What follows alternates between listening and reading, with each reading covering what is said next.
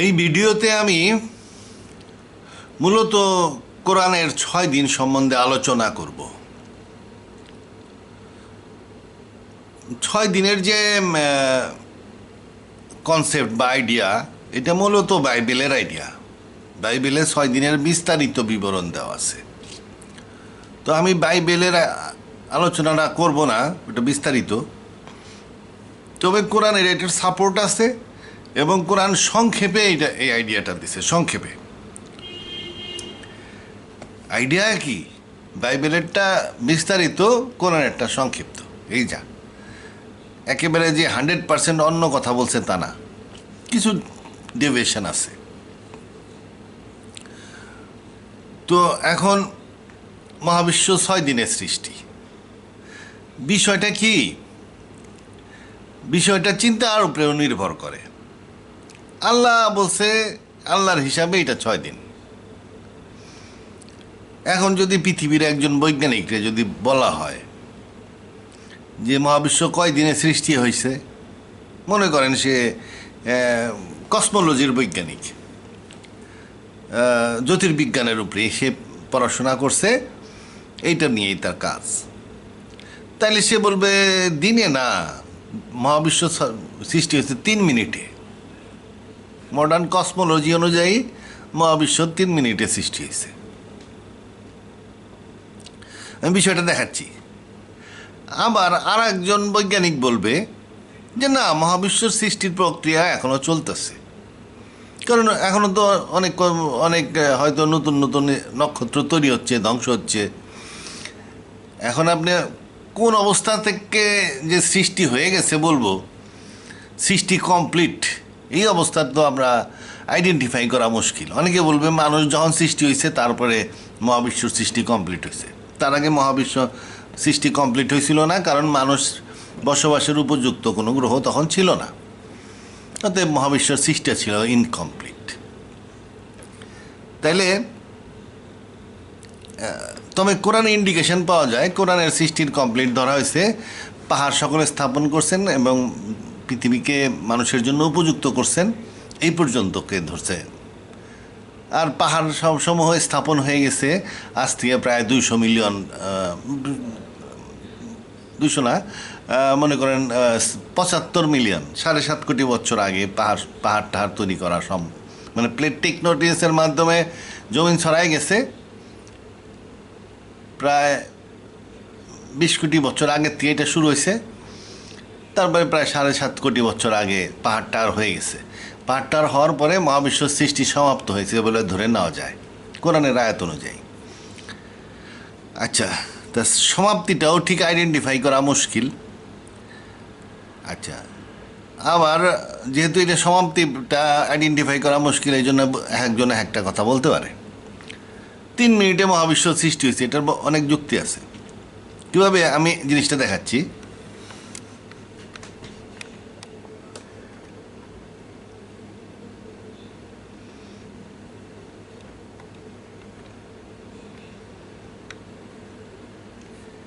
হ্যাঁ, ক্লিয়ার।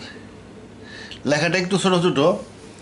এই যে দেখেন, গাট ফোর্স। গাট মানে যেটা forces of grand unified theory. বৈজ্ঞানিকরা বলে যে এই যে যেসব ফোর্সেস দিয়ে মহাবিশ্ব সৃষ্টি তারা একত্রিত ছিল, যেমন strong force, week force, magnetic, electromagnetic force, এগুলো একত্রিত ছিল, এইগুলো আলাদা আলাদা হয়ে গেছিল। আচ্ছা, এই গাট ফোর্সের ইন্ডিকেশন পাওয়া যায় যে নফসিন ওয়াহিদা 3, আল্লাহ একটা নফস দিছিল, সেই নফস থেকেই মহাবিশ্ব সৃষ্টি। ওয়াহিদা, নফসিন ওয়াহিদা 3 থেকে মহাবিশ্ব সৃষ্টি। আর এখানে বলতেছে গাট থেকে সৃষ্টি। তো এখানে দেখেন 10⁻⁻36 সেকেন্ড, এটা সেকেন্ডেও অনেক ভাগ করছে আর কি, ওই প্রথম সেকেন্ডের মধ্যে ধরে নেন এটাকে। এটা কি এখানে কি হইলো? স্ট্রং নিউক্লিয়ার ফোর্স, এই যে গাট থেকে strong nuclear force became distinct. তো এখানে ডিস্টিংক্ট হওয়া মানে কি? এটা আলাদা হয়ে গেল আর কি, গাট থেকে পরিষ্কারভাবে সে আলাদা হয়ে গেল। তাহলে বাকি ফোর্সগুলো গাটের মধ্যে থেকে গেল। তারপরে মহাবিশ্ব আরও সম্প্রসারিত হইলো, আর একটু বড় হইলো, বড় হওয়ার পরে এবং ঠান্ডা হইলো। এই তাপ কমার সাথে সাথে কী হলো? Electromagnetic and weak nuclear forces become distinct, তারাও আলাদা হয়ে গেল। তার মানে গাঢ় ভাগ হইল। এই কোন সময়ের মধ্যে ভাগ হইল? এই 10⁻⁻10 সেকেন্ড, মানে 1 সেকেন্ডের অতি ক্ষুদ্র অংশ আর কি। এর মধ্যে কি হইলো, মহাবিশ্ব হঠাৎ করে সম্প্রসারণ হয়ে গেল, মানে গাঢ় ফোর্সেস সম্প্রসারণ হয়ে গেল এবং এরা ডিস্টিংক্ট হয়ে আলাদা আলাদা হয়ে গেছে এই যে এই 10⁻⁻10 সেকেন্ডে। আচ্ছা, এরা আলাদা হয়ে কি হলো, এলিমেন্টারি পার্টিকেলস, মানে যে ইলেকট্রন, প্রোটন, নিউট্রন, এগুলা এলিমেন্টারি পার্টিকেলস, তার চেয়েও ক্ষুদ্র, ওই ইলেকট্রন, প্রোটন, নিউট্রনের চেয়েও ক্ষুদ্র যে পার্টিকেল, এইগুলা তৈরি হয়েছে। অ্যান্টি ম্যাটার কমন, এখানে আমাদের জ্ঞান তো সীমিত, আমরা বুঝি না। অ্যান্টি ম্যাটার কমন হইলে ম্যাটার অ্যান্টি ম্যাটার পরস্পরকে ডিস্ট্রয় করে ফেলার কথা। কেন ডিস্ট্রয় করে নাই, এইটা হয়তো এখানে আমরা অনেক কিছু জানি না, বৈজ্ঞানিকরাও জানে না। হয়তো অ্যান্টি ম্যাটারকে ম্যাটার থেকে আলাদা করা হয়েছে কোনোভাবে, যার ফলে অ্যান্টি ম্যাটার সমান সমান হওয়া সত্ত্বেও একটা আর একটা ধ্বংস করে নাই। অথবা এদিক দিয়ে ম্যাটারের এক্সপ্লোশনটা এদিক দিয়ে হয়েছে, অ্যান্টি ম্যাটারের এক্সপ্লোশনটা আর একদিকে হয়েছে, হইতে পারে। কারণ মহাবিশ্বে অ্যান্টি ম্যাটার কম বলে ধরে নেওয়া হয়েছে, কিন্তু ডার্ক ম্যাটার অনেক বেশি ধরা হয়েছে। কিন্তু ডার্ক ম্যাটার তো অ্যান্টি ম্যাটারও হইতে পারে। হয়তো কোনো একটা কারণে, কোনো একটা ফোর্স ফিল্ডের কারণে তারা ম্যাটার অ্যান্টি ম্যাটারকে ডিস্ট্রয় করতেছে না। ফোর্স ক্যারিং পার্টিকেলগুলা একটু প্রোটেকশন আছে। ফোর্স ক্যারিং পার্টিকেল কোনগুলা, যেমন মনে করেন ইলেকট্রন, তার সাথে সবসময় ম্যাগনেটিক ফোর্স থাকে, এই জন্য সে ইলেকট্রোম্যাগনেটিক ফোর্স বলা হয় একে। ও একলা থাকে না, ওর সাথে ম্যাগনেটিক ফোর্স পাহারাদার আছে। তারপরে স্ট্রং নিউক্লিয়ার ফোর্স ফিল্ড, সে প্রোটনকে সবসময় প্রোটনের সাথে থাকে, তার মানে ওর পাহারাদার আছে। এগুলো যে এই প্রোটন একটা ফোর্স ক্যারিং পার্টিকেল, ইলেকট্রন একটা ফোর্স ক্যারিং পার্টিকেল। সেরকম অ্যান্টি ম্যাটারগুলো, অ্যান্টি পার্টিকেলগুলো হয়তো কোনো ফোর্সের, অজানা ফোর্সের মাধ্যমে তারা প্রোটেক্টেড হয়ে গেছে, যার ফলে ইকুয়াল হওয়া সত্ত্বেও তারা আমাদের কাছে নাই বলে মনে হচ্ছে। তো এখানে কমন ধরা হয়েছে, কিন্তু তারপরে এটা হলো ওই মানে 1 সেকেন্ড পার হইলো আর কি। এখানে 1 সেকেন্ড পার হয়ে গেল, 1 সেকেন্ডে তৈরি হয়ে গেল পার্টিকেল, অ্যান্টি পার্টিকেল তৈরি হয়ে গেল, এবং এখানে সেটা সমান সমান অবস্থায় ছিল। আচ্ছা, তারপরে বলছে matter annihilates antimatter. Matter annihilates antimatter যদি হয় তাহলে আবার জিরো হয়ে যাওয়ার কথা, কিন্তু জিরো হয় নাই। তাহলে কি হয়, গাড ফোর্স আল্লাহ দিছিল এবং সে ম্যাটার তৈরি করার জন্য এটা ডেস্টাইন ছিল, অথবা এখান থেকে আল্লাহ এমন একটা জিনিস দিছিল যেটা এইদিকে ম্যাটার, এদিকে অ্যান্টি ম্যাটার ছাড়ছে, কিংবা অ্যান্টি ম্যাটারের আলাদা প্রোটেকশন সিস্টেম আল্লাহ তৈরি করছিল। আমাদের অনেক জ্ঞান নাই, যেটুক জ্ঞান আমরা দেখি, মানে ক্যালকুলেশনে আসে, বৈজ্ঞানিকের হিসাবে আসে, আমাদের ব্যারিয়নিক ম্যাটারের জগৎ দেখে সেইটুকু এখানে বলা হয়েছে। আচ্ছা, matter antimatter, matter annihilates antimatter, এমনি অ্যানিহিলেট করে ফেললো, দেখলো যে হ্যাঁ আমার তো বাইসে থাকতে হবেই, অ্যান্টি ম্যাটার থাকলে তো বাস মানি না, গুতাগুতি লাগবে না, আর বিস্ফোরণ হইবে না, ডিস্ট্রয় করে দিই, তো ডিস্ট্রয় করে দিল আর কি। আচ্ছা, যেভাবেই হোক করলো। তারপরে কি হলো, প্রোটন, নিউট্রনস, ইলেকট্রনস, নিউট্রনেরও আবার ধরে নিছে যে হ্যাঁ নিউট্রন তো কিছু আছে, কিছু কিছু অ্যান্টিম্যাটার দেখা যায়, তাহলে এখানে নিউট্রনের একটু ধরছে, কিন্তু লিখে দিছে অ্যান্টিম্যাটার রেয়ার, কম, খুব কম আছে। তা এই যে এই পরিস্থিতিতে আসলো, এই পরিস্থিতি থেকে প্লাজমা, মানে সব তখনও ওই ইলেকট্রনগুলা ওই নিউক্লিয়াসের সাথে থাকতে পারতো না, কারণ অতিরিক্ত তাপের কারণে। এই জন্য ওটা কী হলো, প্লাজমা হয়ে গেল আর কি। যাই হোক, এখানে কিছু অ্যান্টিম্যাটার থাকলো, আর ফিউশন সিজেস বন্ধ হয়ে গেল, ফিউশন বন্ধ হয়ে গেল। ফিউশন মানে কি, যে নতুন পদার্থ সৃষ্টি হয়, হাইড্রোজেন, দুইটা হাইড্রোজেন মিলা, মনে করেন কয়েকটা হাইড্রোজেন মিলা অন্য মানে হিলিয়াম তৈরি হচ্ছে, দুইটা হাইড্রোজেন মিলে হিলিয়াম তৈরি হচ্ছে। এই যে মিলে আর নতুন পদার্থ সৃষ্টি হওয়াকে ফিউশন বলে। ফিউশন বন্ধ হয়ে গেল কারণ এইখানকার তাপ কমে গেছে, তাপ কমে গেলে ফিউশন বন্ধ হয়ে যায়। আচ্ছা,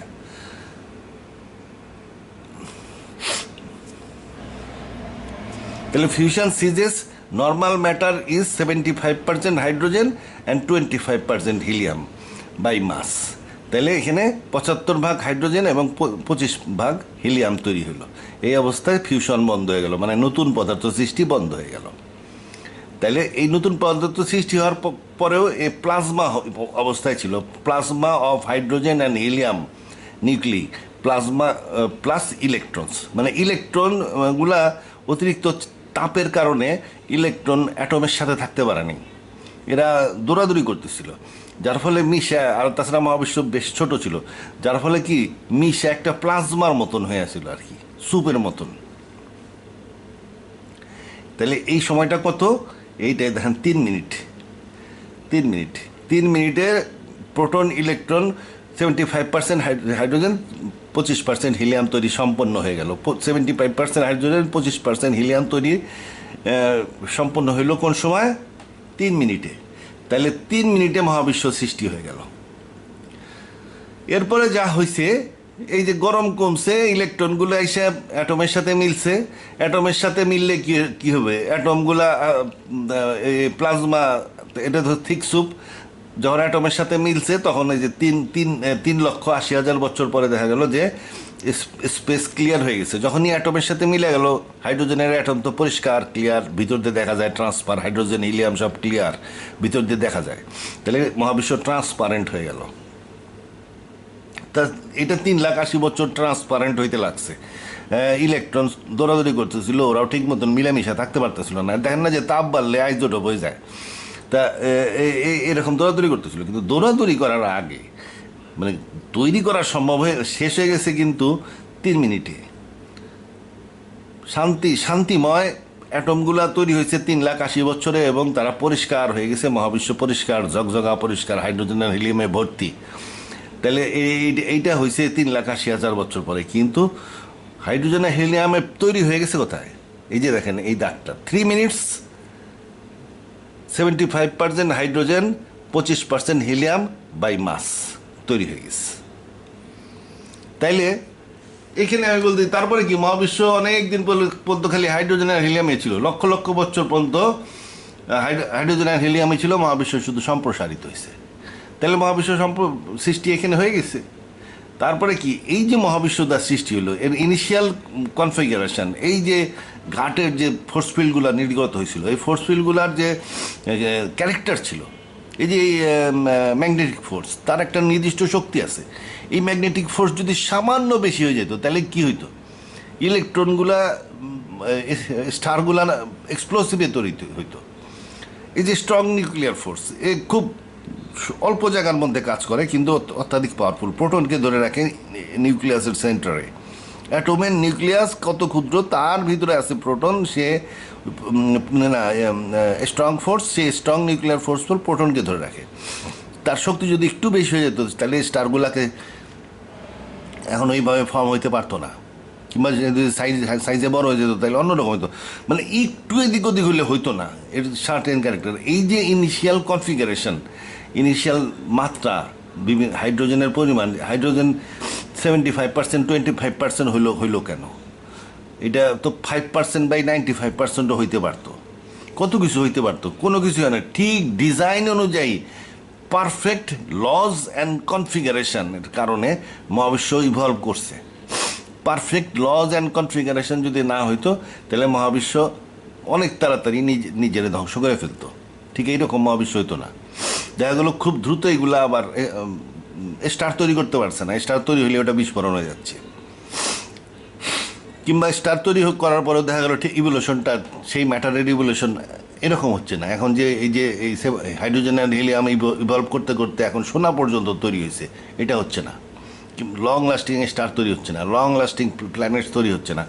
এই ইনিশিয়াল ফোর্সে laws of the nature was এত পারফেক্টলি ডিটারমাইন্ড ছিল, এবং ইনিশিয়াল কনফিগারেশন এত পারফেক্টলি ডিটারমাইন্ড ছিল যে এই মহাবিশ্বই, এই যে 3 মিনিটে যে মহাবিশ্ব সৃষ্টি হয়েছে, সেই 3 মিনিটের মহাবিশ্বই যা সম্প্রসারিত হইয়া আজকের মহাবিশ্বের পরিণত হয়েছে।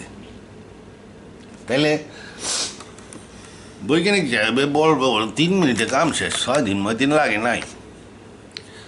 6 দিন লাগে নাই, তো বৈজ্ঞানিক সাহেবের হিসাব, উনি তো অনেক কিছু জানে না। উনি জিজ্ঞেস করলে বলবে, হ্যাঁ সমুদ্রের পাড়ে ধূলিকণা সংগ্রহ করছি। তো উনি সমুদ্রের পাড়ে ধূলিকণা সংগ্রহ করে কইতেছে 3 মিনিট। যদি আর একটু এটা বড় ইটের চাক্কা সংগ্রহ করতে পারতো, তাইলে কইতো 9 মিনিট।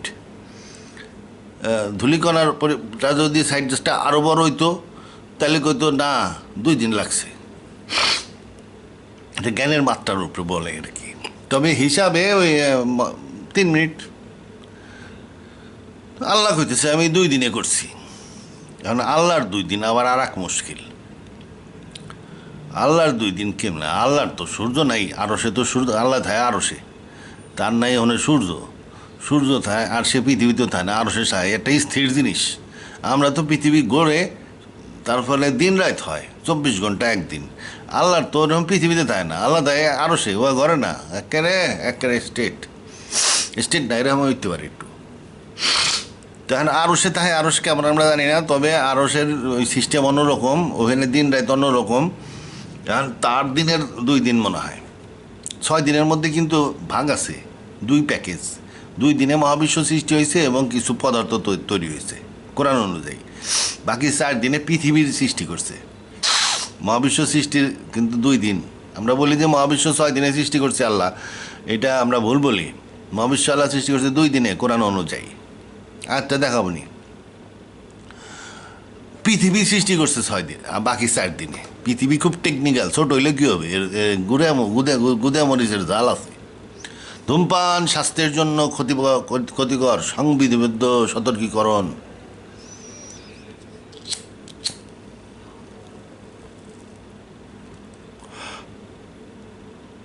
আল্লাহর 2 দিন কি মুশকিল। সময় সম্বন্ধে আইডিয়া করতে হবে। সময় সম্বন্ধে যদি আমরা আইডিয়া করতে পারি তাহলে বুঝতে পারবো ওই 2 দিন নিয়ে চিন্তা করে লাভ নেই। মানে তখন বুঝতে পারবো যে ওই 3 মিনিট হইলে গেছে, আমাদের সময় সম্বন্ধে আইডিয়া নাই। এখন কোরআনের 2টা আয়াত আছে, আয়াতটাকে আগে বলে নি, আয়াতের কনফিউশনে মানুষ ভোগে।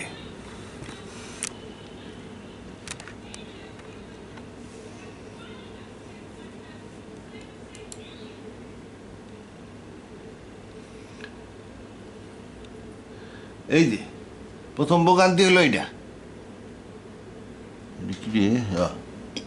হি রুলস। এখানে কথাটা কি, কোরআন যেটা বলে সেটা ভালো করে সুন্দরভাবে মনোযোগ দিয়ে দেখতে হবে যে কি বলতেছে। ওন থেকে একটু শুনেই বাকিটুক শুনেই নানান নিজের চিন্তা দিয়ে পেঁচায় পুষায় হাদিস দিয়ে পেঁচায় ফেলাই দিলাম, তারপরে গুত্তা খায়া অন্য জিনিস বানায় ফেললাম, সেটা তো হবে না। কোরআন যা বা বলছে এটা আল্লাহর তোর কাছ থেকে আসছে, এটা যেটা বলছে মনোযোগ দিয়ে বুঝতে হবে। এবং বুঝতে হবে যে এটা ট্রান্সলেশন করছে সে বেটা ছিল আসলে ভাষাবিদ, সায়েন্স মাইন্স কিছু জানে না, মনের মাধ্যমে অনেক সময় ভাবার্থ করে বসে রয়েছে, কিন্তু তার ভাবার্থ তো তার ভাব তো গোলমাল।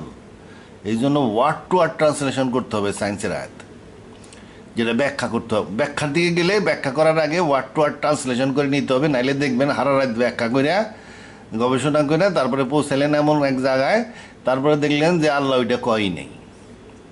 এই জন্য যখনই সায়েন্টিফিক এক্সপ্লেনেশনে যাইতে হবে তখন ওয়ার্ড টু ওয়ার্ড ব্যাখ্যা ট্রান্সলেট করে নিতে হবে, কারণ এরা এই ট্রান্সলেশন করছে, যারা করছে তারা হলো ভাষাবিদ, সাহিত্যিক। মানে হয়তো একজন লোক বাংলায় ট্রান্সলেশন করবে, সে কি আরবি সাহিত্যের ডক্টরেট, মানে হারা জীবন ওই আরবি সাহিত্য পড়ছে। যে এই ধরনের উচ্চমাত্রার জ্ঞান যাদের থাকে তারা কিন্তু অন্য শাখায় থাকে গর্ধব। তাহলে এই উচ্চমাত্রার জ্ঞান নিয়ে মানে ডক্টরেট অফ অ্যারাবিক ল্যাঙ্গুয়েজ, সে অন্য সাইডে গর্ধব হয়ে যাবে। কারণ এই গর্ধবের ট্রান্সলেশন সে যদি ভাবার্থ করে তাহলে ও আর ওই কোরআন থাকবে না। আচ্ছা যাই হোক, এই জন্য সায়েন্টিফিক এক্সপ্লেনেশনের আগে আবার ডিকশনারি দেখা ঠিক অ্যারাবিকটা যে ওই ওয়ার্ড দিয়ে যেটা বোঝে, স্পেশালি ওই আগেকার দিনে যারা যেটা বুঝতো সেইটা লিখে নিতে হবে তারপরে। তো এই জন্য আর আমরাও যখন কোরআন পড়ি, যারা ট্রান্সলেশন করছে চেষ্টা করছেন একদম একটু কাছাকাছি থাকার জন্য, মাঝে মাঝে একটু সরে গেছেন, যাইতে হয়েছে কারণ ল্যাঙ্গুয়েজের মাধুর্য এবং ল্যাঙ্গুয়েজের গ্রামার ট্রামারের কারণে। তা যাই হোক, সাধারণ আয়াত আমরা কনফিডেন্ট থাকতে পারি, ঠিকই বলছে। তা এটা একটা সাধারণ আয়াত, এটা ওয়ার্ড টু ওয়ার্ড ট্রান্সলেশনের কোনো প্রয়োজন হয় না। তো এইখানে দেখেন হি রুলস, তো রুলস এখানে ব্যাপারটা হলো রুলিংয়ের ব্যাপার। তাহলে আল্লাহ রুল করে কেমনি? আল্লাহ রুল করে মানে কি, আল্লাহ এখানে রুল বলছে, তা আল্লাহ রুল করে কেমনে? আল্লাহ রুল করে লৌহ মাহফুজের মাধ্যমে। তার রুলিংটা হলো অটোমেটেড, কম্পিউটার দ্বারা, কম্পিউটার কন্ট্রোল রুলিং। খুব বড় ধরনের জ্ঞানী লোক সে কিন্তু ওই জেনারেল ম্যানেজার, তারপরে ওই তারপরে মেসেঞ্জার এইসব থাকবে, পিয়ন চাপরাশি সবই থাকবে, তার অফিস সিস্টেম পুরোটাই থাকবে। কিন্তু অফিসটা দেখবেন যে আধুনিক যদি হয়, খুব আধুনিক হলে অটোমেশন থাকবে, অটোমেশন। তো অফিসে অটোমেশন করা থাকবে, মানে কম্পিউটারাইজড, অনেক কিছুই কম্পিউটারে হবে। তা এখন এই যে আল্লাহ রুল করে কিসের মাধ্যমে? মূল জিনিসটা হলো লৌহ মাহফুজ। ওখানে তার সমস্ত প্ল্যানিং ট্যানিং দেওয়া আছে, আদির থেকে অন্ত পর্যন্ত সব কিছু লেখা আছে লৌহ মাহফুজের মধ্যে। এবং এটা একটা বিশাল কম্পিউটার, এটা একটা কলম আছে, কলমে ওই লৌহ মাহফুজ বা ডিস্কের উপরে লেখে, এবং এই দুইটাকে কলম এবং ডিস্কে চালায় একটা মাদার বোর্ড, ওটাকে মাদার অফ দ্য বুক বলে। যে যে মাদার অফ দ্য বুক বইয়ের জন্ম দিতে পারে, যে কোনো পলিসি বললে সে ধুম করে দিয়ে দিতে পারবে। যদি বলেন যে জাকারিয়া কামালের কালকে কি হবে, পট করে সিট একটা লিখে দেবে, কালকে আমার সারাদিনের হিস্ট্রি দেখবেন ওর মধ্যে লেখা আছে। তা আচ্ছা, সে প্রিডিক্টেড করবে, আইসা আবার দেখতে হবে যে হ্যাঁ সত্যি আমি এটা করতেছি কিনা। তা যাই হোক, হি রুলস বাই কি? লৌহ মাহফুজ মূলত হইল এটার বেস, এবং সেই সাথে তার অনেক বড় বড় ফেরেস্তা আছে। সিদরাতুল মুনতাহা আছে সার্ভার, এই সার্ভারের নিচে বসে থাকে বড় বড় ফেরেস্তারা, ওই মনে করেন জিব্রাইল টিব্রাইল, এরা অনেক বড় বড় ফেরেস্তা আছে। এই ফেরেস্তার আন্ডারে অনেক ছোট ছোট ফেরেস্তা আছে। এইটা হলো তার ওয়ে অফ রুলিং, তার রুল, সে রুল করে। যখনই রুল আসতেছে, তার মানে লৌহ মাহফুজ, সিদরাতুল মুনতাহা অ্যান্ড ফেরেস্তার যে সিস্টেম, সেটার কথা বলতেছে। আর যদি বলতো সে নিজে করে, তাহলে হি সেজ বি অ্যান্ড ইট ইজ, সে বললে হয়ে যায়। সে রুলের কথা বলতো না। যদি নিজে ডাইরেক্ট করতো তাহলে সে রুলের কথা বলতো না। He rules affairs from the skies to the earth. সারা মহাবিশ্বের অ্যাফেয়ার তিনি রুল করেন, সারা মহাবিশ্বের অ্যাফেয়ার তিনি রুল করেন। তাহলে সারা মহাবিশ্বের অ্যাফেয়ার রুল করতে করলে কী হবে? এই রুলিংটার একটা প্যাকেজটা বড় বড় প্যাকেজ হবে, বড় বড় প্যাকেজ হবে। মানে পৃথিবীর হিসাবে একদিন 24 ঘন্টার প্যাকেজ করা যাবে না। দেখা গেলো অল্প অল্প করে সব কিছু লিখছে, মানে কাগজটা হয়ে গেছে লম্বা, লাইনগুলো ছোটো ছোটো হয়ে গেছে, মানে লেখা ভালো হয়নি। তো এই জন্য যেহেতু from the sky two the আর্থ, পুরা মহাবিশ্বকে উনি রুল করতেছেন এই সিস্টেমের মাধ্যমে, এই জন্য কী করতে হয়? In the end will go up to him. তারপরে আবার রুলিংয়ের পরে কী রেজাল্ট হইলো, রিপোর্টগুলোও তার কাছে যায় ইন এ ডে, একটা দিন হিসাবে এটা করেন। মানে এই কমান্ডটা সারা 1 বছরের প্ল্যান একবারে আসে। ওই ফেরেস্তাদেরা ওই 1 বছরের অর্ডার নিয়ে যায়, যাইয়া সমস্ত জায়গায় কাজ টাজ করে কিংবা অবজারভেশন করে যে সব কিছু ঠিক মতন হইতেছে কিনা। অবজারভেশন করলো যে না সব ঠিক আছে, যেখানে একটু কাজ করার দরকার আছে কাম করলো, যেখানে কামের দরকার নেই বসে বসে দেখলো, তারপরে রিপোর্ট নিয়ে আবার যায় লৌহ মাহফুজে জমা দিল। লৌহ মাহফুজ আবার অ্যাডজাস্টের অর্ডার আর একটা রিলিজ করবে, সেটাও হবে ওই 1000 বছরের। তাহলে এই যে তাহলে লৌহ মাহফুজতে অর্ডার অ্যান্ড এঞ্জেলস আসে একটা প্যাকেজে আসে। সেই প্যাকেজটা কি? একটা একদিনের প্যাকেজ। এই একটা দিন কত আমাদের হিসাবে 1000 বছরের সমান। তাহলে এটা রুলিংয়ের ব্যাপার। তাহলে এইটা হলো রুলিংয়ের ব্যাপার, এটা আল্লাহর দিন না, এটা লৌহ মাহফুজ ফেরেস্তা সিদরাতুল মুনতাহা নামক যে সিস্টেম এবং মহাবিশ্ব রুলিংয়ের যে প্যাকেজ, সেই প্যাকেজে করা হয় সেটা 1000 বছরে একদিন। 1000, এই জন্য দেখবেন যে মহাবিশ্ব পৃথিবীর ঘটনাও দেখবেন 1000 বছর পর পর বড় ধরনের চেঞ্জ আসে। আল্লাহর এই 1000 বছর আর মানুষের 1000 বছর অনেকটা সেম। এই যে প্রত্যেক 1000 মিলেনিয়ামের পরে দেখবেন যে পৃথিবীর রাজত্বে একটা বড় ধরনের পট পরিবর্তন হয়। গত 1000 বছর পরে ওই যে মঙ্গলরা চলে আসছিল, আব্বাসাইডরা হেরে গেছিল, নতুন মহাবিশ্বের নতুন অর্ডার চলে আসতেছিল ধীরে ধীরে। আবার এই যে 2000 সেকেন্ড মিলিয়ন পার হয়ে গেল, তারপরে এখন দেখেন মহাবিশ্ব পৃথিবীর মধ্যে আবার বড় ধরনের পরিবর্তন আসতেছে। যে পরিবর্তনটা দাঁড়াবে সেই পরিবর্তনটা প্রায় 1000 বছর টিকে যাবে। আচ্ছা, আর এইখানে আর একটা দিনের কথা কোরআনে পাওয়া যায়। A question asked about the penalty to befalled, মানে পেনাল্টি, সাজা কবে আসবে। অবিশ্বাসীরা বলে যে আমার সাজাটা তো আসতেছে না। দ্য হুইচ ডান, কেউ ঠেকাইতে পারবে না। ওয়েজ অফ অ্যাসেন্ট আছে, যেদিন মহাবিশ্ব সংকুচিত হইয়া বিক্রান্ত অবস্থায় চলে যাবে এবং আল্লাহর মহাবিশ্বকে জড়াইয়া গুটাবেন এবং এটা বিক্রান্ত স্টেটে চলে যাবে। সেই দিন ওখান থেকে অ্যাসেন্ড করবে কে অ্যাঞ্জেলস অ্যান্ড রুজ মানে তখন তো পদার্থ থাকবে না, মানে কমান্ড, ওই রুগুলাই কমান্ডই, ওইটা যায় পদার্থে রূপান্তরিত হয়ে যাবে আর কি। Ascend unto him in a day, একদিনে উত্থিত হবে, একদিনের জন্য উত্থিত হবে, উত্থিত হবে হয়ে এই যে হাসরের মাঠ তৈরি হয়ে যাবে, মানুষ পুনর্জীবিত হয়ে যাবে এবং বিচার হবে। সেই বিচারের দিনটা হলো 50,000 বছরের সমান। তাহলে এই দুইটার একটাও আল্লাহর দিন না। আল্লাহর দিন যে কি এটা আমরা জানি না।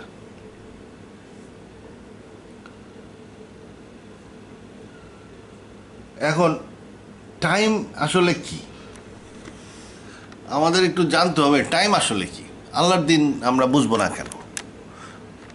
আল্লাহ আমাদেরকে ওই দিন বলে 6 দিন 2 দিন এগুলো বলে আসলে তার বুঝাইছে। একটা কাজ যদি আল্লাহ একটা সময়ের মধ্যে করে, একটা কাজের স্টেজেস বুঝাইছে, লেন্থ অফ টাইম বুঝায় নাই, কারণ তার দিন রাত নাই, তিনি দিন রাত্রে সমান দেখেন। আর 1 নম্বর কথা। আর 2 নম্বর হলো তিনি ক্লান্ত হন না। যখন একটা কাজ শুরু করেন সেই কাজের পর্বটাকে শেষ করে তারপরে ছাড়েন। তেন কাজটা শেষ করতে মনে করেন 3 মিনিট লাগলো, 3 মিনিটে তিনি ইনিশিয়াল মহাবিশ্ব তৈরি করে পারছেন। তাহলে ওই 3 মিনিটকে উনি বলবেন যে একদিন, কারণ 3 মিনিট পরে ওই মহাবিশ্বটা করে হয়তো অন্য কোনো কাজ করছিলেন, যার ফলে ওই 3 মিনিট হয়ে গেল তার কাছে একদিন। কিংবা হয়তো উনি এই স্টেজটাকে ধরেন নাই,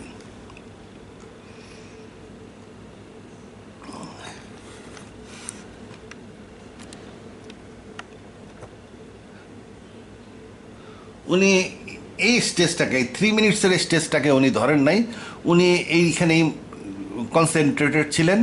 এবং যখন নাকি এই যে ইরা অফ অ্যাটমস, এই দেখেন হাইড্রোজেন অ্যান্ড হিলিয়াম ভর্তি হয়ে গেছে, পরিষ্কার হাইড্রোজেন অ্যান্ড হিলিয়াম।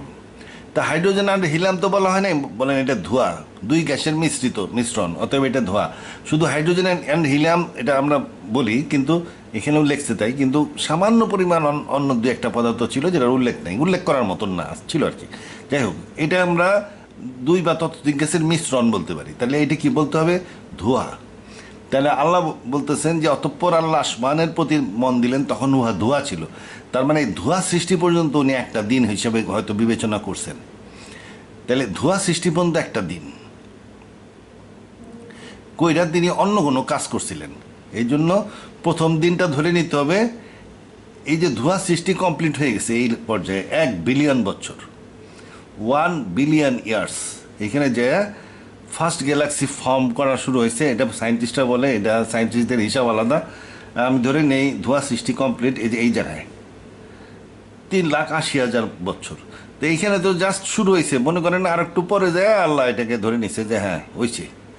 মনে করেন 5 লাখ বছর পরে আল্লাহ ধরে নিচ্ছে মহাবিশ্ব সম্পূর্ণ হয়ে গেছে, সৃষ্টি এই এই এই মহাবিশ্বের কাম শেষ করে উনি ধরে নিছেন যে না হয়েছে।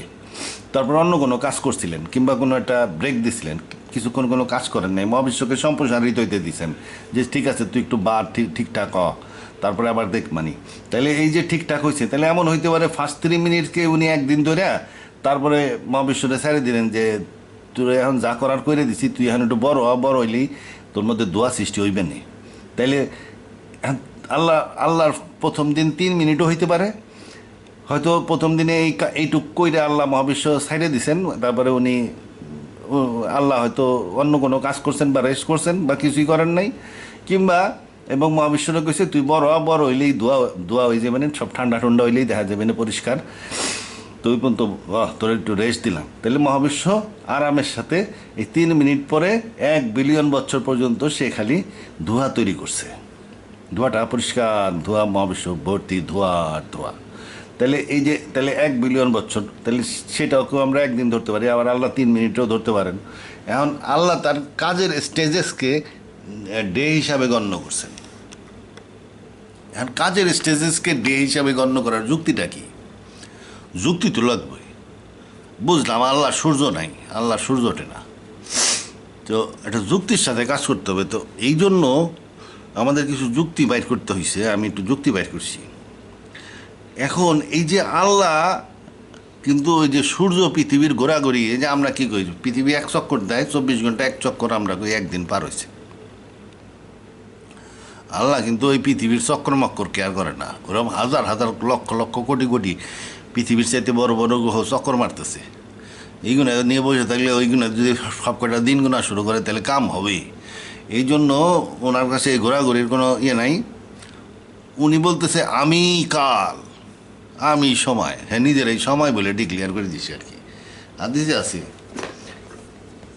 আবু হুরায়রার হাদিস, আবু হুরায়রা ডাইনে পায়ে বহুত হাদিস কইছে, কিন্তু এই হাদিসটা কইছে খুব ভালো।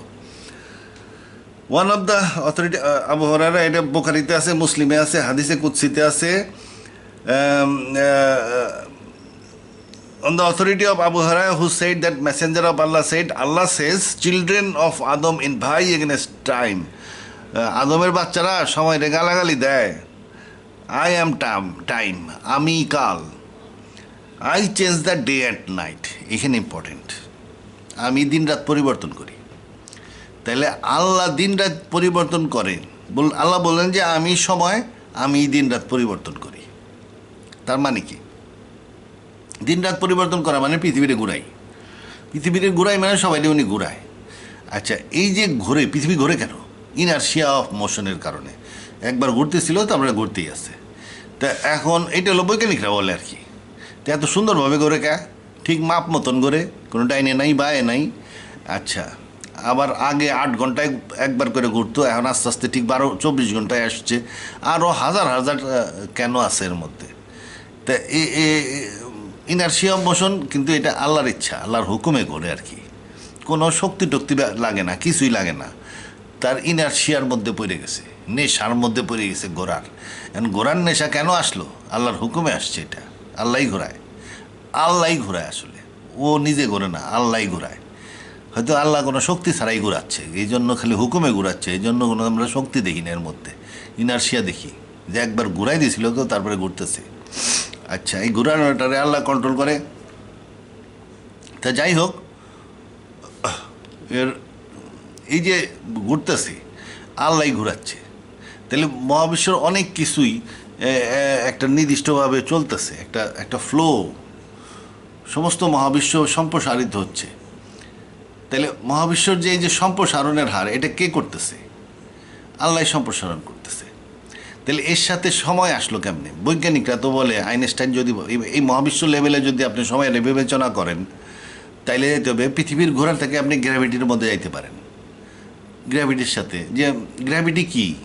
গ্র্যাভিটি, আল্লাহ বলছে যে গ্র্যাভিটি আমার শক্তি। বলে তুমি পাখি দেখো না, পাখি আমি ধরে রাখি। মানে আল্লাহ পাখির যদি আল্লাহ ধরে না রাখতো, ওই পাখির সেন্টার অফ গ্র্যাভিটি বরাবর টেনে রাখে পৃথিবীর সেন্টার অফ গ্র্যাভিটির দিকে, যার ফলে পাখিটার মধ্যে একটা ওয়েট তৈরি হয়। ওয়েটের কারণে সে ডানা ঝাপটায় উঠতে পারে।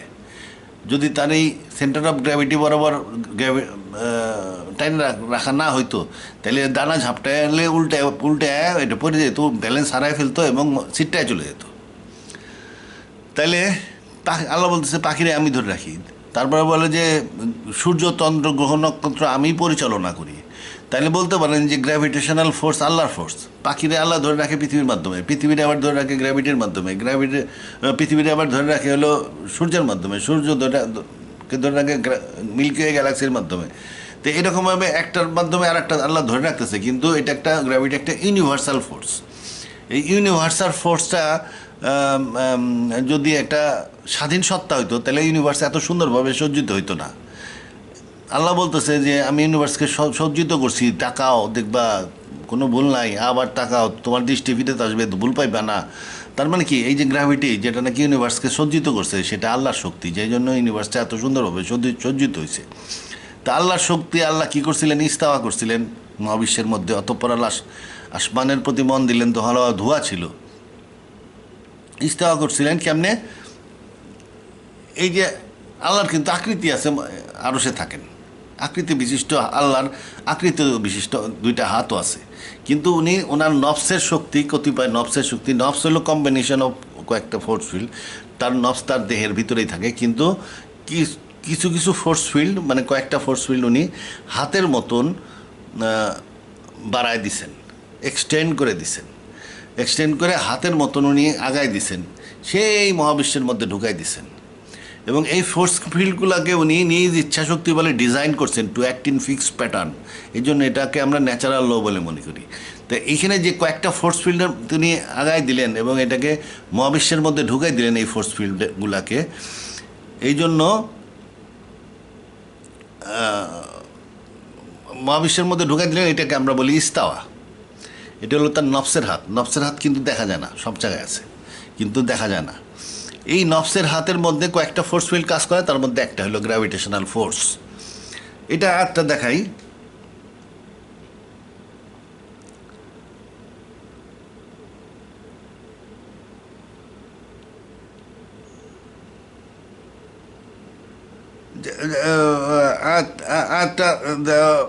মানে এই যে এই স্পেস কি, স্পেস কি, এই যে স্পেসে যে পদার্থ টিকে থাকতেছে, এক সেকেন্ড, এই যে একটা দেখেন,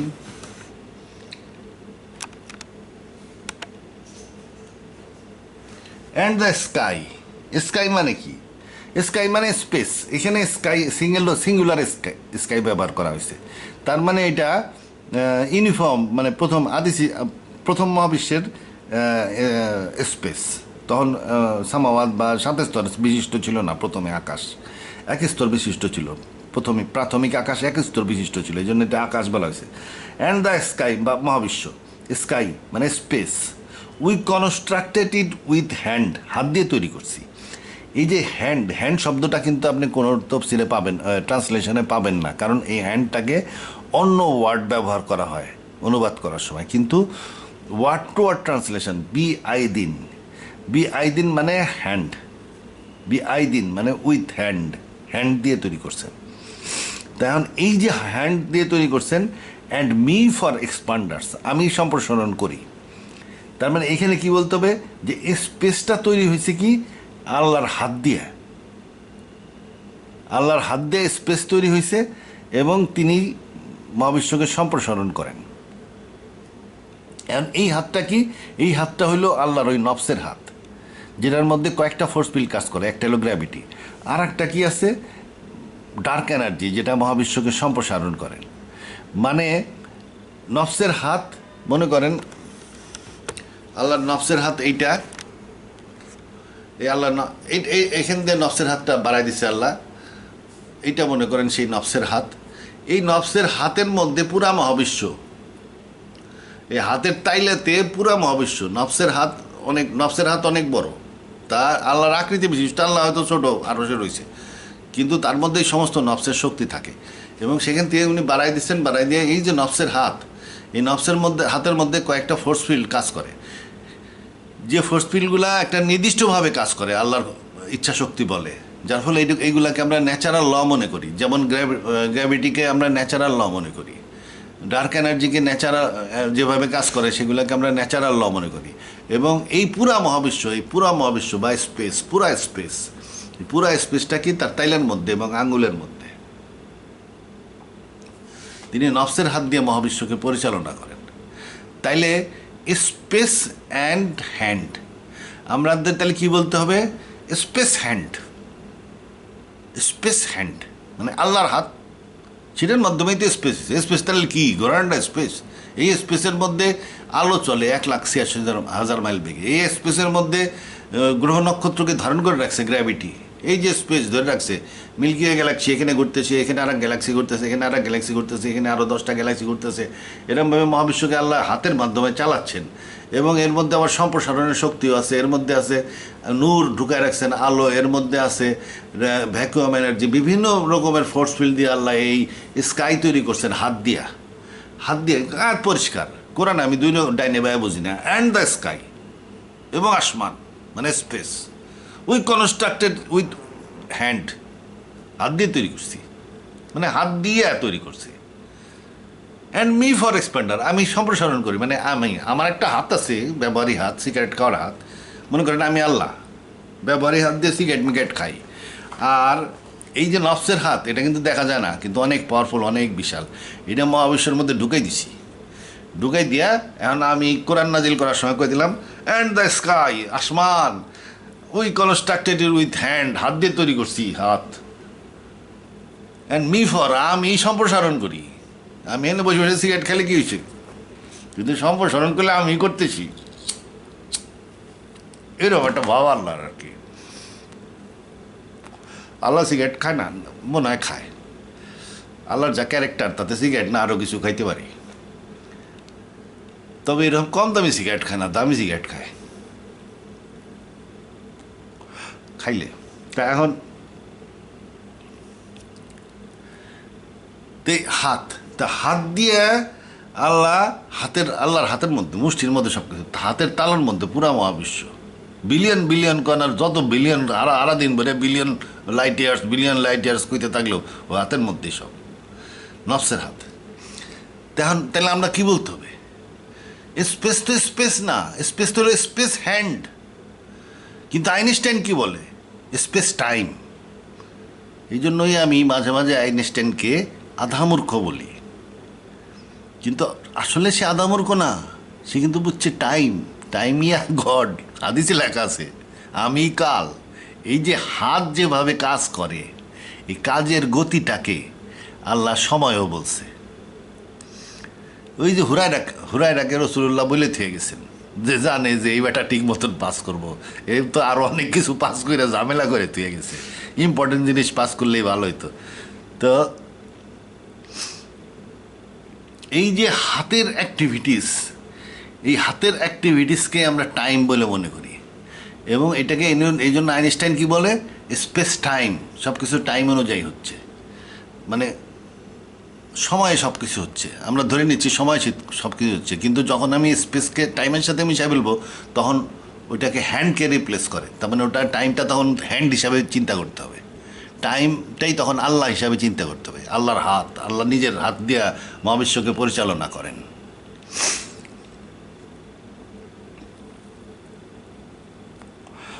আইনস্টাইনের এগুলো জানার কথা না, ওই তাকে বাইবেলে ওইসব কথাবার্তা আছে, ও দিয়েই শিখছে আর কি। নাইলে সে এই বই লিখছে বা 20-21 বছর বয়সে আসিল, একখান ক্লাস পড়াশোনায় আসিল খারাপ। আচ্ছা, যাই হোক, বেশি জ্ঞানী লোকরা আবার পড়াশোনায় ভালো হয় না।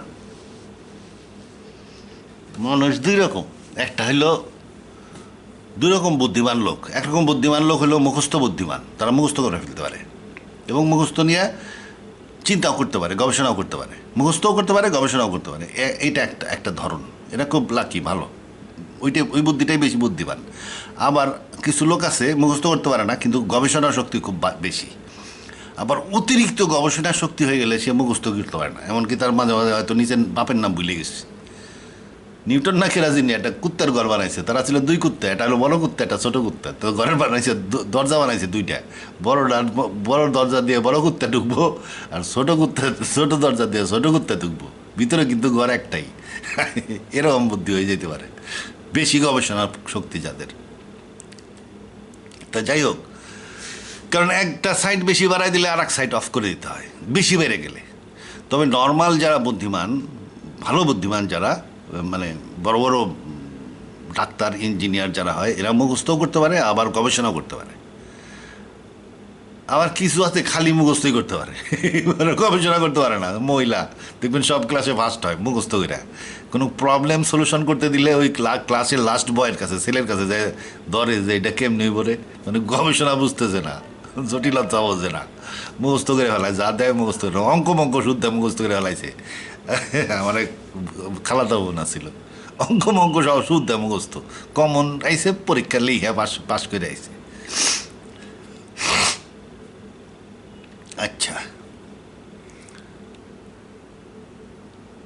তা আমি ওই মুখস্তালার কথা বলতেছি না। কিছু লোক আছে, অনেক লোকই আছে, যারা দেখবেন বড় বড় ডক্টরেট করতেছে, বড় বড় প্রফেসর, এরা মুখস্থ করতে পারে, গবেষণাও করতে পারে। এটা হলো সব বুদ্ধিমান, নর্মালি বুদ্ধিমান যাকে আমরা বলি।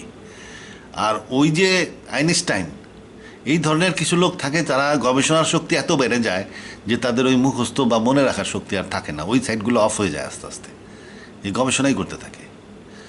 আচ্ছা, আর একটা আর কিছু আছে ওই যে খালি মুখস্থ, আর কোনো কিছুই করে না। ওটা ওটা কিন্তু বুদ্ধিমান বলতেছি না আমি, ওটা বুদ্ধিমান না, ওটা হলো মুখস্থ। তাইলে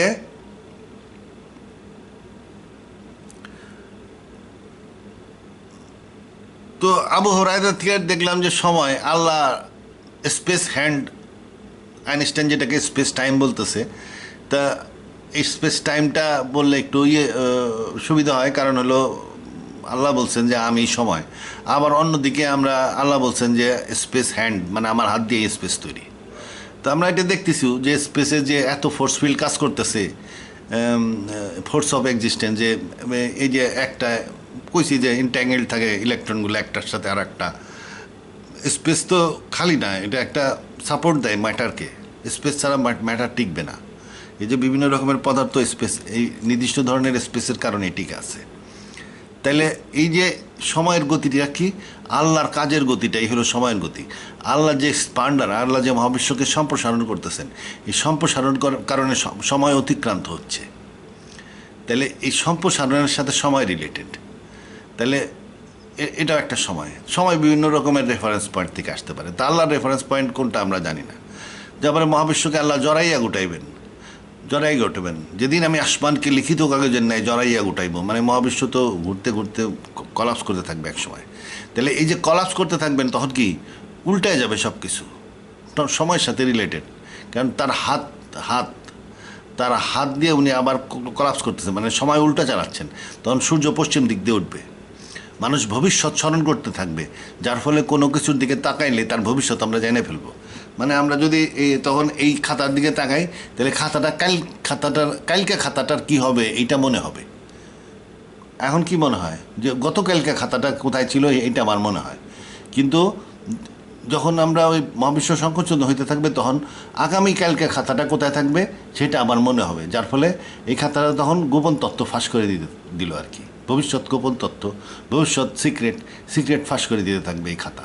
সেরকম হাতের ছড়ি, জুতার ফিতা, সব হাদিস অনুযায়ী গোপন তথ্য ফাঁস করে দিতে থাকবে, ভবিষ্যৎ ফাঁস করে দিতে হবে। থুরার দিকে তাকে একটু চিন্তা করলেই মানুষ নিজের থেকে নিজেই ভবিষ্যৎ মানুষ চিন্তা করলে সেই ভবিষ্যৎই চিন্তা করবে, এবং ওই ভবিষ্যৎটা সত্যি সত্যি ঘটবে। কারণ মহাবিশ্ব সংকুচিত হচ্ছে, টাইম উল্টায় গেছে, সমস্ত কিছু রিলেটেড টু টাইম।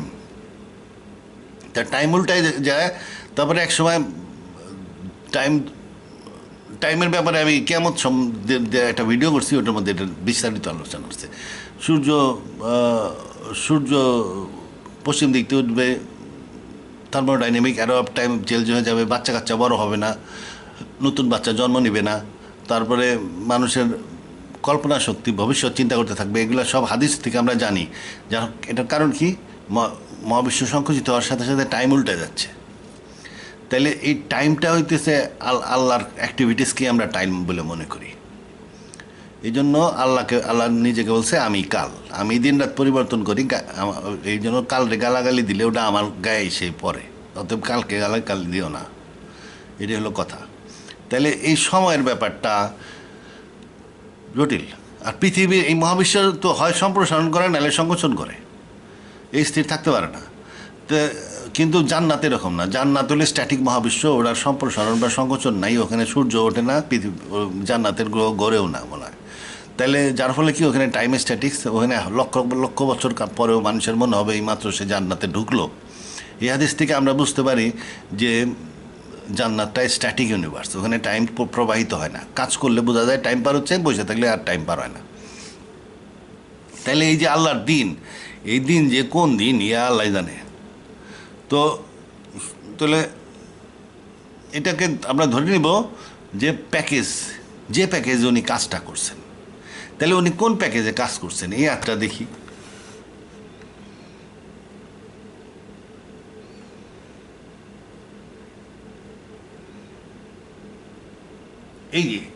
এই যে লাল আয়াতগুলা, লাল লেখা, এখানে এইটাই হলো ওই 6 দিনের আয়াত। এটি এখন ব্যাখ্যা করব, এটাই মূল আলোচনা এই ভিডিওর। সে ইজ ইট দ্যাট ইয়ে deny him who created the land in 2 days, 2 দিনে জমিন সৃষ্টি করছেন। এখন এইটা কিন্তু বর্তমান সায়েন্টিস্টরা বলবে না, বলবে যে জমিন সৃষ্টি হয় নাই প্রথমে, বিগ ব্যাং এর পরে সৃষ্টি হয়েছিল হাইড্রোজেন অ্যান্ড হিলিয়াম, ওটা তো দেখাইলামই। তাহলে আল্লাহ বলতেছেন জমিন সৃষ্টি হয়েছেন। আচ্ছা, এই পয়েন্টটা মনে রাখেন, এটা কিন্তু বিজ্ঞানের সাথে কন্ট্রাডিক্ট করতেছে। প্রথম 2 দিনে, অ্যান্ড ডু ইয়ে join equal with him, he is the Lord of the universes, মহাবিশ্বের প্রভু। তাহলে এই 2 দিনে উনি জমিন সৃষ্টি করলেন বললেন আল্লাহ। আচ্ছা, 2 দিনে জমিন সৃষ্টি করলেন। এই জমিন যে সৃষ্টি করলেন, এই জমিনে আবার সব রকমের পদার্থ ছিল না, কিছু কিছু মৌলিক পদার্থ পরবর্তী দিছে, সেটা আমি এই সাইডে লিখছি। এই দেখেন এটা কি, and we send down the iron, লোহা উনি পরে পাঠাইছেন। Wherein there is a strength, আচ্ছা তিনি লোহাকে পরে পাঠাইছেন। পৃথিবীতে প্রায় 30%-এর বেশি, 3/1 বেশি হলো লোহা এই পৃথিবীতে। সেই লোহাটাকে উনি পরে পাঠাইলেন, অ্যান্ড সেন্ড ডাউন করলেন। কোনো গ্রহ বা ওই অ্যাস্টেরয়েডের মতন আইসা পড়ছে আর কি পৃথিবীতে। তাইলে ওই আগে কি সৃষ্টি হয়েছিল, লোহা বাদ দিয়ে বাকি জিনিসগুলো তৈরি হয়েছিল। তাইলে ধরে নিতে পারি লোহা বাদ দিয়ে বাকি মূল জিনিসগুলো পৃথিবীতে কি কি আসছে, সিলিকন আছে 15%, অক্সিজেন 30%, ম্যাগনেসিয়াম 13%, অ্যালুমিনিয়াম 1%। এই 4টা নাম মনে রাখেন, কিন্তু এই আলোচনায় লাগবে। Silicon, oxygen, magnesium, aluminium. আবার কই, silicon, oxygen, magnesium, aluminium, silicon, oxygen, magnesium, aluminium. এটা দিয়ে 60% হয়ে গেল। তার মানে এইগুলা উনি সৃষ্টি করছিলেন। এই 60%-এর সাথে আবার 30% লোহা উনি পরে পাঠাইছেন। ওই প্রথম 2 দিনের ব্যাপার না, ওইটা পরে পাঠাইছেন, পরে যে কোনো সময় পাঠাইছেন। এরপরে ওই আয়াতটা, লাল আয়াত কন্টিনিউ, অ্যান্ড হি, এরপরে আয়াত কি বলতেছেন, এই যে হলো 2 দিনের কথা আগে বলছেন, এখন বলতেছেন 4 দিনের কথা।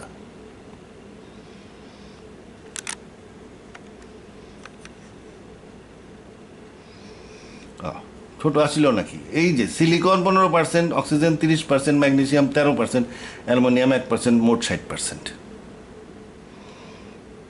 আরে শালা আবার বেশি হয়ে গেছে।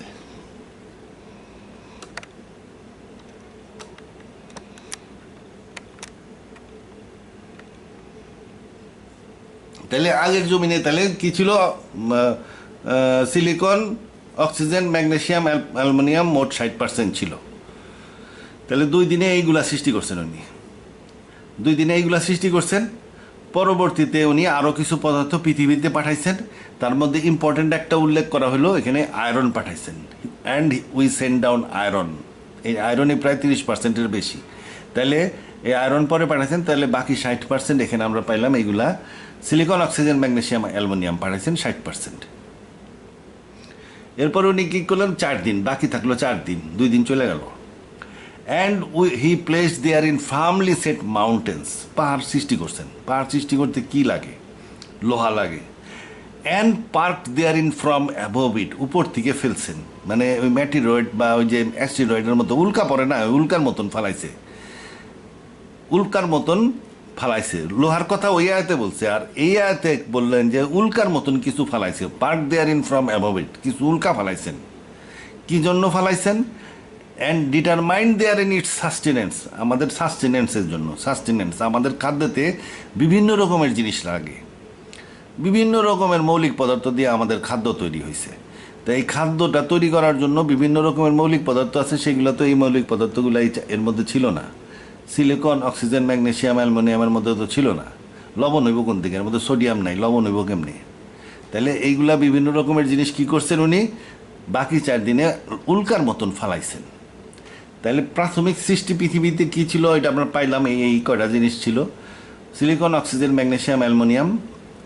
আর পরের 4 দিনে, এই 4 দিনে লোহা ফালাইলেন, ওটা আলাদা আয়াতে বলছেন। আর এই আয়াতে বললেন পরের এই 4 দিনের মধ্যে কি ফালাইলেন, ওই বিভিন্ন রকম উল্কাপাতের মাধ্যমে বাকি জিনিসগুলো ফালাইলেন।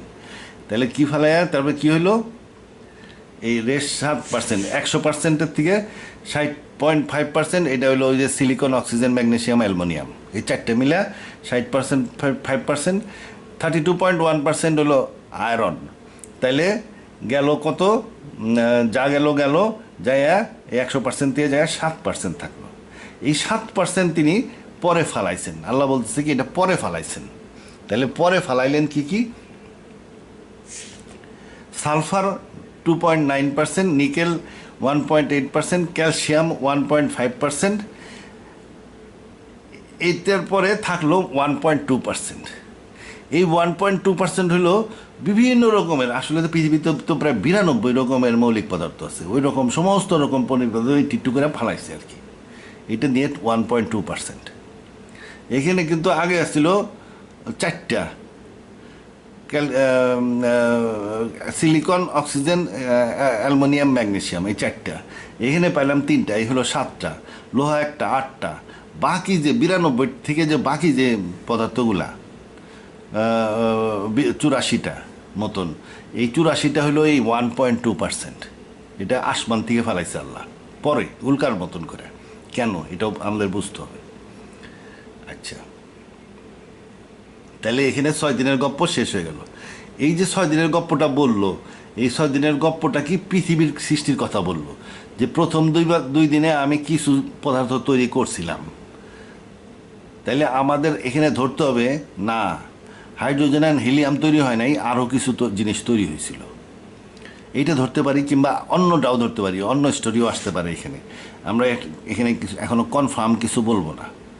তাহলে এই যে প্রথম 4টা জমিন, এই যে সিলিকন দিয়ে, অক্সিজেন, ম্যাগনেসিয়াম দিয়ে কিন্তু জমিন হয়ে যায়। এই সিলিকন, অক্সিজেন, ম্যাগনেসিয়াম এগুলো দিয়েই সিলিকেট তৈরি হয়ে গেল, মানে জমিন তৈরি হয়ে যায় এখানে। তাহলে এই জমিনটা, এই যে প্রথম 2 দিনের জমিনে তেমন কোনো কিছু ছিল না। এই 4টা জিনিস দিয়া, জাস্ট সিলিকন দিয়া এবং অক্সিজেন দিয়া, ম্যাগনেসিয়াম, অ্যালুমিনিয়াম মিলে জমিন তৈরি হয়ে গেছে। এই জমিন তৈরি হওয়ার পরে ওই জমিনে আল্লাহ আসমান থেকে ফেলাইছে লোহা, তারপরে ফেলাইছে এই বাকি 4 দিনে এই জমিনের উপরে ফেলাইছে আরও এইগুলা সহ 92 রকমের মৌলিক পদার্থ, মানে বাকি 92 মধ্যে বাকি যা থাকে এইগুলা সব পাঠাইছে পরে ফেলাইছে। এই 3টা ফেলাইছে এবং সেই সাথে আরও 84 রকমের ফেলাইছে আসমান থেকে। আচ্ছা, তাহলে এই হয়ে গেল 6 দিন, পৃথিবী তৈরি হয়ে গেল। পৃথিবীতে সব পরিমাণ পদার্থ বললা ঠিকঠাক মতন দিয়ে দিল। এর মধ্যে একটা কথা আমরা একটু আলোচনা করি নাই, সেটা হলো and he place there in firmly set mountains. এই মাউন্টেন তৈরি করতে লোহা লাগে, এইটা আর কি বলছে। আর বাকি জিনিসগুলা এটা তো আলাদাভাবে দিল, আর বাকি জিনিসগুলো উপর থেকে ফেলাইলো। তো মাউন্টেন সৃষ্টি এখন আলোচনা করবো না, তাহলে ভিডিও লম্বা হয়ে যেতেছে। তাহলে এরপরে তিনি ওই প্রথম 2 দিনের একটু ব্যাখ্যা করলেন, কারণ প্রথম 2 দিনে আমাদের কনফিউশন হয়ে গেছে। কনফিউশন হয়ে গেল কি, যে আমরা সায়েন্সের বইতে দেখলাম যে প্রথম দিন 3 মিনিট লম্বা ছিল এবং সেখানে শুধু হাইড্রোজেন অ্যান্ড হিলিয়াম তৈরি হয়েছিল। কিন্তু আল্লাহ বলতেছে না, হাইড্রোজেন আর হিলিয়াম তৈরি হয় নাই। প্রথম 2 দিনে আরও জিনিস তৈরি হয়েছিল, সেগুলো হলো সিলিকন, অক্সিজেন, ম্যাগনেসিয়াম, অ্যালুমিনিয়াম তৈরি হয়েছিল। এটা আল্লাহ বলতেছে। আর বৈজ্ঞানিকরা বলতেছে যে এই যে ওরা এই যে প্রচারও করে হেভি, এই যে ইন্টারনেটে ডাউনলোড করলে পেয়ে যাবেন ওই যে ফার্স্ট 3 মিনিটসে তৈরি হয়েছিল 75% হাইড্রোজেন, 25% হিলিয়াম। তাহলে বৈজ্ঞানিকরা এক কথা কয় 3 মিনিটস, তারপরে তার ওই লাখ লাখ বছর আর কিছুই হয় নাই, মহাবিশ্ব জাস্ট এক্সপান্ড করছে। তাহলে এইখানে কনফিউশন হয়ে গেল প্রথম 2 দিনে। এই জন্য এই 2 দিনের ব্যাখ্যাটা আবার দিছে। এই 2 দিন আর এই 4 দিন আসমান থেকে যে ফালাইছে, ফালাইয়া পৃথিবীকে সৃষ্টি সম্পন্ন করছে, সেই পৃথিবী সৃষ্টি সম্পন্ন করার পরে আবার এই 2 দিন নিয়ে আলোচনা করা শুরু করলো। এই যে আবার 2 দিন যোগ করলে কিন্তু 8 দিন হবে। ওটা 8 দিন নাই, এটা প্রথম 2 দিনের রিপিটেশন। প্রথম 2 দিনের ব্যাখ্যাটা আবার ভালো করে দিচ্ছে আল্লাহ, যে তুমি কনফিউশনে ভুগো না, জিনিসটা একটু অন্যরকম ছিল। মোরওভার হি এস্টাবলিশড হিমসেলফ, ইস্তাওয়া করলেন ইনটু দ্য স্কাই, আসমানে ইস্তাওয়া করলেন। তা প্রথমে যে পদার্থ সৃষ্টি করছিলেন আল্লাহ, আবার ইস্তাওয়া করলেন কেন? এই যে এইখানে তার এই যে গাট ইরা নফসিন ওয়াহিদাতিন তার হাতে ছিল। এই সময় কোয়ান্টাম ফোর্স ফিল্ড যেগুলো ফোর্স অফ এক্সিস্টেন্স, কোয়ান্টাম মেকানিক্সের যে ফোর্স অফ এক্সিস্টেন্সের কথা ধারণা করা হয়, সেইগুলা কিন্তু তার সেইগুলা দিয়ে হাত তৈরি ছিল, তার নফসের হাত। কিন্তু এবং ধোঁয়াপন্ত তৈরি হইল ওই হাতেই। এরপরে কি হলো, ওই নফসের হাতের মধ্যে উনি আর একটা ফোর্স ফিল্ড ইস্তাওয়া করছেন, সেটা হলো গ্র্যাভিটি। সেটাই এখানে বলছেন। ওই নফসের হাত দিয়ে আর একটা ফোর্সফিল তিনি ইস্তাওয়া করে দিলেন, সেটা হলো গ্র্যাভিটি। সেটার কথাই এখানে বলা হয়েছে। এখানে এই যে মোরওভার হি ইস্তাওয়া করলেন ইনটু দ্য স্কাই, আসমানে ইস্তাওয়া করলেন। আসমান তো তার হাতে, তার হাতটা তো আসমান তৈরি হয়েছে তার হাত দিয়া। তো ওই হাতের মধ্যে তিনি গ্র্যাভিটি ইস্তাওয়া করলেন। While it had been smoke, ওই যে হাইড্রোজেন অ্যান্ড হিলিয়াম মিলা যে ধোঁয়া তৈরি হয়েছিল, ওই ধোঁয়াটার কথা বলতেছে, স্মোক ছিল। He said to it and to the lands, এখন ঢুকাইলেন, হাত ঢুকাইলেন ধোঁয়ার মধ্যে, আবার কথা বলতেছেন ল্যান্ডের সাথে। ল্যান্ড কোত্থেকে আসলো?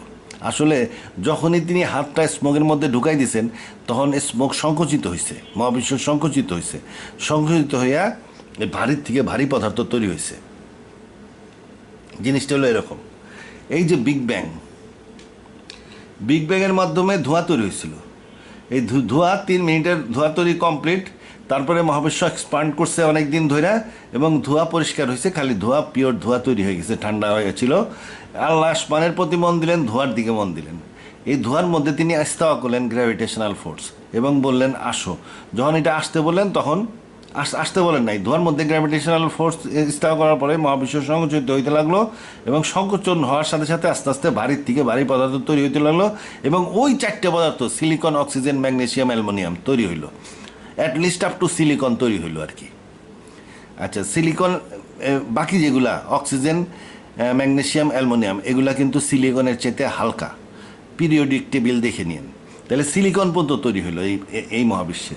এবং তৈরি হওয়ার পরে এইখানে যায় এটা অতিরিক্ত তাপ এবং চাপের কারণে ফায়ারবলে রূপান্তরিত হলো, এবং অতিরিক্ত চাপ এবং তাপের কারণে বিগ বাউন্সের মাধ্যমে পুনরায় মহাবিশ্ব তৈরি হলো। এই যখন এই বিগ বাউন্সের মাধ্যমে এই পুনরায় এই মহাবিশ্বটা তৈরি হয়েছে, তখন এই আল্লাহ এটাকে 7 স্তর আসমান করে দিয়েছেন। ওই হাতটাকে একটু কায়দা কৌশল করে উনি এটাকে 7 আসমান করে দিলেন। এটা আয়াতে পরিষ্কার লেখা আছে, do not the unbeliever see that the skies and lands, এই যে এইখানে আসমান জমিন ওয়ার জয়েন্ট টুগেদার, মানে একত্রিত অবস্থায় ছিল। এই যে একত্রিত অবস্থা, এই জয়েন্ট টুগেদার মানে ফায়ারবল স্টেটে ছিল। এই joint together, state of joint together is a state of fireball. অতিরিক্ত চাপ এবং তাপের কারণে এটা কি হলো, বাউন্স আউট হয়ে গেল। এই বাউন্স আউট যখন হয়েছে, তখন আল্লাহ এটাকে 7 স্তর করলেন, ক্লোব দেম অ্যাসান্ডার করলেন। আচ্ছা, এরপরেই লেখা আছে যে তিনি 7 স্তর বিশিষ্ট করে দিয়েছেন। Moreover he established himself into the sky, তখন মহাবিশ্ব সংকোচন শুরু হইল। While it had been smoke, ওই ধোঁয়াটাকে সংকোচন করলেন। তারপরে ওই ধোঁয়া সংকোচনের এক পর্যায়ে ভারী পদার্থ তৈরি হলো। হি সেড টু ইট, মানে ধোঁয়া, এবং ল্যান্ড, যেগুলো যে সিলিকন পর্যন্ত তৈরি হলো, এই সিলিকনের মাধ্যমে ডাস্ট অ্যান্ড অ্যাস্টেরয়েডস তৈরি হলো। এদেরকে বললেন কাম ইয়ে টুগেদার উইলিংলি অর আনউইলিংলি, ইচ্ছায় কি অনিচ্ছায় আসো। They said we do come in willing obedience, এই জন্যই দেখেন না ল অফ ইনার্শিয়া তৈরি হয়েছে, উইলিং অবিডেন্সে আসে, এটা অর্ডারের সাথে সাথে আসে, পৃথিবী অর্ডারের কারণে ঘুরতেছে, এটাকে ল অফ ইনার্শিয়া বলে। আচ্ছা, উইলিং অবিডেন্সে আসলো। So he completed them as 7 sky, তারপরে 7 স্তরে সাজাই দিলেন ইন 2 days, 2 দিনের। And he assign to sky is duty and command, নতুন কিছু আইন দিলেন। তাহলে এই যে আমরা বর্তমান মহাবিশ্ব বিগ বাউন্স থেকে সৃষ্টি হয়েছে, কিন্তু সায়েন্টিস্টরা বলবে বিগ ব্যাং থেকে সৃষ্টি হয়েছে, কিছু সায়েন্টিস্ট বলে বিগ বাউন্স থেকে তৈরি হয়েছে। এই কিছু সায়েন্টিস্টের সংখ্যা কিন্তু মোর দ্যান 50%, অধিকাংশ সায়েন্টিস্টরা বিগ বাউন্স সাপোর্ট করে আজকাল, কিন্তু অতটা প্রচার করে না, কারণ অত ঝামেলার মধ্যে যায় না। সে কয় বিগ ব্যাং, তো বিগ ব্যাং চালাই যাও বিগ ব্যাং। আমিও আলোচনায় মাঝে মাঝে বিগ ব্যাং করি, কিন্তু বিগ ব্যাং থেকে প্রথম সাইকেলে মহাবিশ্ব তৈরি হয়েছিল, যেখানে ধোঁয়া তৈরি হয়েছিল, ওইটা কলাপস করছিল ফায়ারবল স্টেট থেকে, ওইটা ক্লোব দ্য অ্যাসান্ডার হয়েছে, এবং 7 স্তর আসমান তৈরি হয়েছে। এবং এই প্রেজেন্ট বর্তমান চক্র এইটা 7 স্তর আসমানের চক্র। এই 7 স্তর আসমানকে আল্লাহ জড়াইয়া গোটাইবেন, বিগ ক্রাঞ্চ স্টেজে যাবে, এবং এখানে বিচার হবে স্পেশাল অ্যারেঞ্জমেন্টের মাধ্যমে, এবং বিচারের পরে আবার নতুন মহাবিশ্ব তৈরি হবে। এই নতুন মহাবিশ্বটাই 7 স্তর দোজক। তাইলে আমরা দেখলাম কোরআনের মহাবিশ্ব সৃষ্টি কি, জাস্ট পৃথিবীর যে বিভিন্ন রকমের মৌলিক পদার্থ দিয়ে আল্লাহ সৃষ্টি করছেন, সেই কথাই এখানে বলা হয়েছে আর কি। পদার্থ প্রথমে 2 দিনে সিলিকন পর্যন্ত তৈরি করছিলেন, পরে মহাবিশ্ব সংকুচিত করে বাকিগুলা তৈরি করছেন। বাকিগুলা তৈরি কইরা সিলিকন পর্যন্ত তৈরি করে এখান থেকে বিগ বাউন্স হয়ে গেছে। তারপরে এই মহাবিশ্বটা আবার তৈরি হয়েছে। এই মহাবিশ্বে বড় বড় নক্ষত্র, কিছু নক্ষত্র তৈরি হয়েছে। নক্ষত্রের ভিতরে ধীরে ধীরে ভারীর থেকে ভারী পদার্থ তৈরি হয়েছে। আমি আবার বলি, এখানে দিয়ে ধোঁয়া তৈরি হয়েছে, ধোঁয়া সংকুচিত হওয়ার কারণে একসময় সিলিকন পর্যন্ত তৈরি হয়ে গেছে। এইখানে মহাবিশ্ব বিগ বাউন্স হয়ে গেছে এবং 7 স্তর বিশিষ্ট হয়ে গেছে। 7 স্তর হওয়ার কারণে গ্যালাক্সিগুলো বিভিন্ন ধোঁয়ার ম্যাঘে একত্রিত হইতে পারছে, ধোঁয়ার ম্যাঘগুলো গ্যালাক্সিতে রূপান্তরিত হয়েছে। সেই গ্যালাক্সির মধ্যে প্রচুর নক্ষত্র তৈরি হয়েছে। এই নক্ষত্রের মধ্যে সিলিকন থেকে ভারী তরল পদার্থ সৃষ্টি হয়েছে। ভারী পদার্থ নক্ষত্রের মধ্যে সৃষ্টি হয়। কেমনে ভারী পদার্থ নক্ষত্রের মধ্যে সৃষ্টি হয় আমি আগে আর এক ভিডিওতে বলছিলাম, এখানে সংক্ষেপে আবার একটু বলে দিই। মনে করেন হাইড্রোজেন আর হিলিয়ামের মাধ্যমে একটা নক্ষত্র সৃষ্টি হতে পারে। হিলিয়াম হাইড্রোজেনের সাথে ভারী দেখে এটার কেন্দ্রে জমা হয়। গ্র্যাভিটেশনাল ফোর্সের কারণে নক্ষত্রের অভ্যন্তরে বিপুল চাপ সৃষ্টি হয়, চাপের ফলে তাপ সৃষ্টি হয়, যার ফলে ফিউশন রিয়াকশন শুরু হয়, যার ফলে কোরের চারিদিকে যে হাইড্রোজেন থাকে সেটা ফিউশন রিয়াকশনের মধ্যে কারণে হাইড্রোজেন রূপান্তরিত হয়ে হিলিয়াম তৈরি হয়।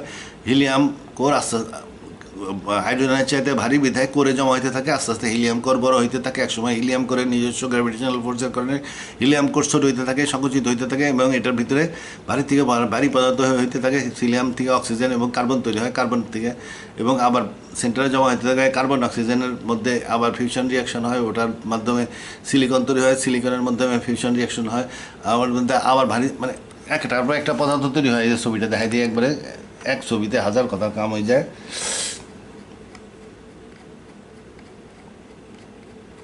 পাহাড় সৃষ্টি আর আলোচনা করলাম না, পাহাড় সৃষ্টি করতে লোহা লাগে। এই যে দেখেন, এই যে সংক্ষেপে বলে দিয়ে, এই যে পৃথিবীর ভিতরে আয়রন কর আছে, আয়রন কর 4000 ডিগ্রি সেন্টিগ্রেড তাপ উৎপন্ন হয়। এখানে তাপের কারণে এই যে ঘুরতেছে ম্যান্টেলের, এই ম্যান্টেলের কারণে এখান থেকে ঢুকে যাচ্ছে, যার ফলে এই যে পাহাড় তৈরি হচ্ছে, এখানে পাহাড় তৈরি হচ্ছে।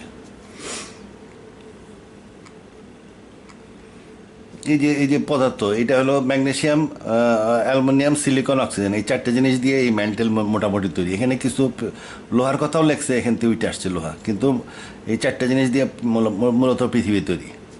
এর মধ্যে ম্যাগনেসিয়াম, অ্যালুমিনিয়াম, সিলিকন, অক্সিজেন এইগুলোই ওই প্রথম 2 দিনে সৃষ্টি হয়েছিল। বাকি লোহা পরে পাঠানো হয়েছে এবং অন্য অন্য পদার্থ যেটা আমাদের খাদ্য উৎপাদনের জন্য লাগে সেটাও পরে পাঠানো হয়েছে। তো ছবিটা করি, এই নক্ষত্রের ভিতরে ভারী থেকে ভারী পদার্থ তৈরি হয়। এটা একটা ছবি ছিল, এখানে ছবি গেছে, আরে আছে আছে, এই যে এই যে এই যে একটা নক্ষত্র, এই যে দেখেন ভিতরে আয়রন কোর, তারপরে এই যে এইখানে দেখা যাচ্ছে এই যে সিলিকন, আয়রন, নিকেল, তারপরে যে অক্সিজেন, সিলিকন, সালফার, ফসফরাস, তারপরে লেয়ারে নিয়ন, অক্সিজেন, ম্যাগনেসিয়াম, তারপরে লেয়ারে কার্বন, অক্সিজেন, সোডিয়াম, নিয়ন, ম্যাগনেসিয়াম, এই যে এইভাবে লাস্টের উপরে হাইড্রোজেনের লেয়ার। এই লেয়ার তৈরি হয়। অনেক সময় ভিতরে ইউরেনিয়াম বা থোরিয়াম জাতীয় প্রচুর পরিমাণে রেডিওঅ্যাক্টিভ পদার্থ এরপরেও তৈরি হতে পারে, হইলে নক্ষত্র বিস্ফোরিত হয়, যার ফলে এইসব পদার্থ ভারী থেকে ভারী পদার্থ স্পেসে সরা যেতে পারে, ওখান থেকে উল্কার আকারে হয়তো পৃথিবীতে এসে পড়ছে। তাহলে বিষয়টা কি দাঁড়াইলো? বিষয়টা দাঁড়াইলো হইলো এই যে এইখানে এই স্মোক তৈরি হইলো, সিলিকন, অক্সিজেন, অ্যালুমিনিয়াম, ম্যাগনেসিয়াম তৈরি হইলো, তারপরে বিগ বাউন্সের মাধ্যমে 7 স্তর আসমান তৈরি হইলো, 7 স্তর আসমানে গ্যালাক্সিগুলো তৈরি হইলো। এই গ্যালাক্সির মাধ্যমে কোনো কোনো স্টারের মধ্যে ভারী থেকে ভারী পদার্থ তৈরি হইলো, 92 রকমের বাকি পদার্থগুলো তৈরি হইলো। কোনো একটা নক্ষত্র এক্সপ্লোড হইলো, সেখান থেকে জিনিসপত্র নিয়ে পরিমাণ মতন নিয়ে পৃথিবীতে দেওয়া হইলো। এই হলো পৃথিবীর 6 দিন। আচ্ছা, এটা পৃথিবীর 6 দিন, পৃথিবীর ম্যাটেরিয়াল পৃথিবী গঠনের 6 দিনে এটা আলোচনা করছে। আর বাইবেলে কিন্তু জীবের সৃষ্টির কথাও আলোচনা করা হয়েছে। জীব সৃষ্টির বিষয়টা কোরআনে অন্য আয়াতে বলে দিছে। সিকোয়েন্স একই, বাইবেলের সিকোয়েন্স কোরআনের সিকোয়েন্স একই, তবে বাইবেলে ওই জীব সৃষ্টিকে নিয়ে আসছে এই 6 দিনের মধ্যে। তো বাইবেলের 6 দিন সময় পেলে অন্য ভিডিওতে আলোচনা করবো না, এই ভিডিওতে আর আলোচনা করবো না। এই পর্যন্তই। আল্লাহ হাফিজ।